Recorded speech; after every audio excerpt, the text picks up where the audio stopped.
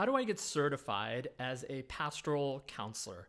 This is a question that I get often because I'm a pastoral counselor. I've received it over the years from different people asking, and one that we also receive a lot here at Prism Counseling and Coaching. So first of all, we want to kind of explain the different types of pastoral counseling. The first one is professional pastoral counseling, and this is usually done by state licensed therapists. And there are 5 states at the time of this recording that actually have a license for pastoral counselors, and that includes Maine, Tennessee, Kentucky, North Carolina, and New Hampshire. And so these states actually provide a license for those who practice as pastoral counselors. And other pastoral counselors may have a different type of license. Often they might have a licensed marriage and family therapist license, or an LPC, which is a licensed professional counselor. So often pastoral counselors who are state licensed may have one of those licenses. Now, the American Association of Pastoral Counselors used to certify pastoral counselors. They are an organization that was founded in 1963. And for decades, they used to credential a lot of pastors who wanted to learn skills in psychotherapy, whether they were working in the local church or maybe had their own private practice. And eventually, with the rise of state licensing, they stopped certifying counselors, I think around probably 2014 or 15. A lot of that had to do with the liability around it. There was a time when states used to have not licenses, but kind of like an optional certification like they did in Arizona, which was back in the 90s.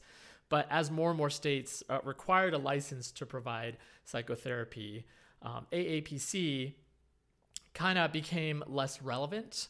Unfortunately, what happened also is when we stopped our certification program, our membership went down, because that was the one thing that was kind of keeping people involved in AAPC. And so in 2019, we had a summit that was held near Baltimore, Maryland, really just to decide the fate of the American Association of Pastoral Counselors. And we voted to consolidate with the Association for Clinical Pastoral Education, which is kind of more known as ACPE, the Standard for Spiritual Care and Education. ACPE is a U.S. Department of Education recognized accreditor of chaplaincy programs that you'll see in hospitals around the country and other clinical settings as well. And they also will certify educators that will teach these clinical pastoral education programs in local hospitals. And so AAPC consolidated with ACPE. Essentially, the way I kind of describe it is the Pastoral Counseling Association consolidated with the Chaplaincy Education Association, and now they operate together. And so AAPC now exists under ACPE as the ACPE Psychotherapy Commission. And so also what happened at that summit back in 2019 was this desire to kind of to not reinvent or necessarily even bring back the certification program, but to continue the spirit of the certification program.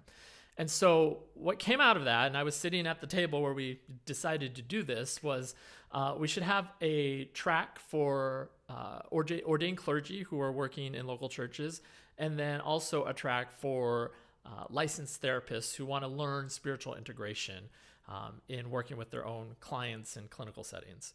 And so these actually became 2 different programs.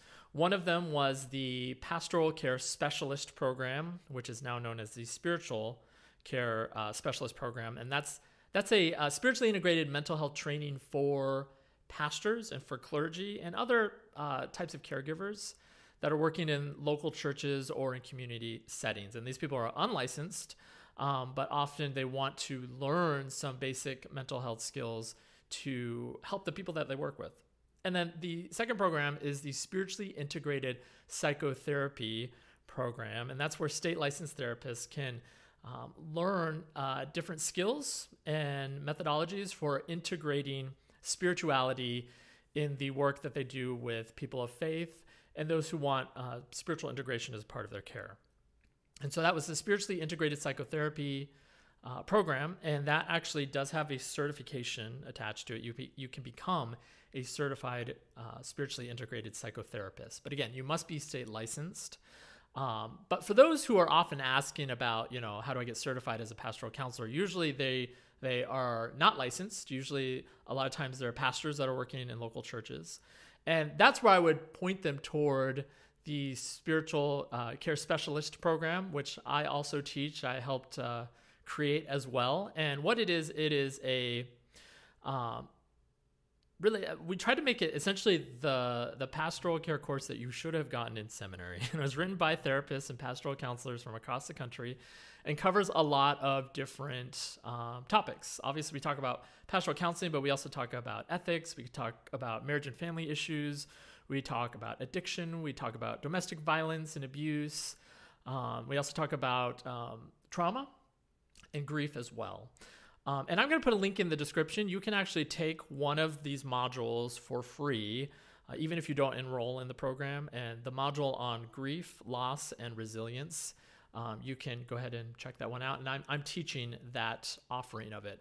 Now, this doesn't lead to a certification, again, because of the liability concerns around licensing, around counseling.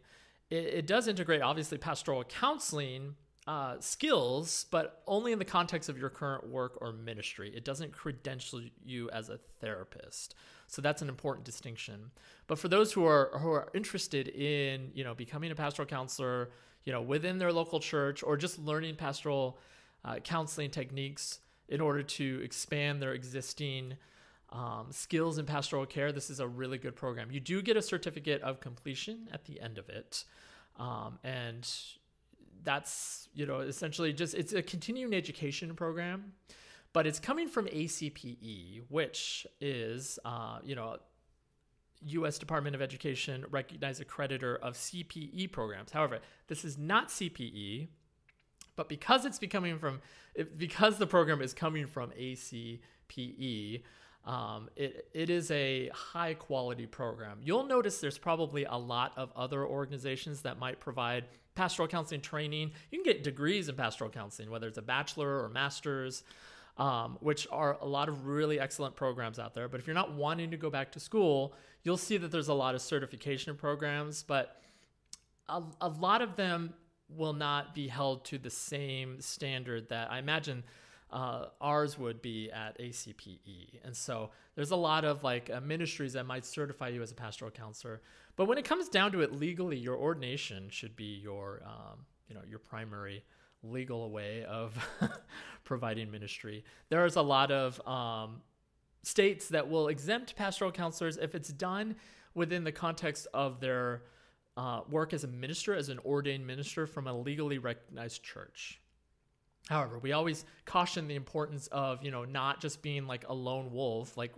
Don't just go get, an online ordination that anybody could get and then just hang your shingle as a pastoral counselor.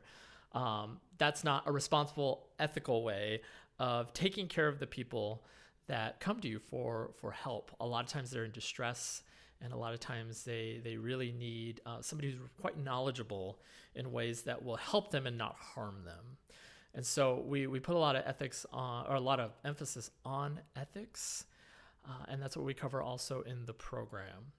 So the spiritual care specialist program, it's open not only to pastors and clergy, but also lay leaders, volunteers.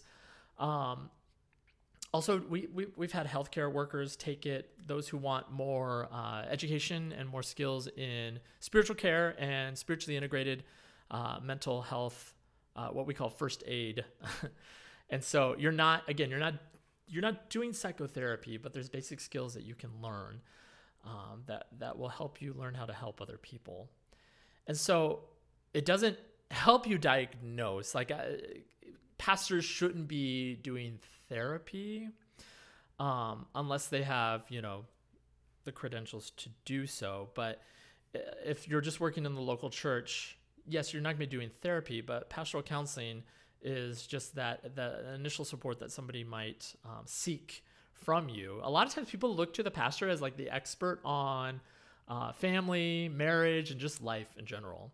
So it's important for pastors to at least know how to recognize the signs of a possible mental illness, be able to resource that person, and then to refer out to a qualified mental health professional, and then continue to provide spiritual care in the context of their current work or ministry. So I don't know if that answers any questions. A lot of things have changed over the years when it comes to this field. But for the most part, we refer to professional pastoral counselors as spiritually integrated psychotherapists.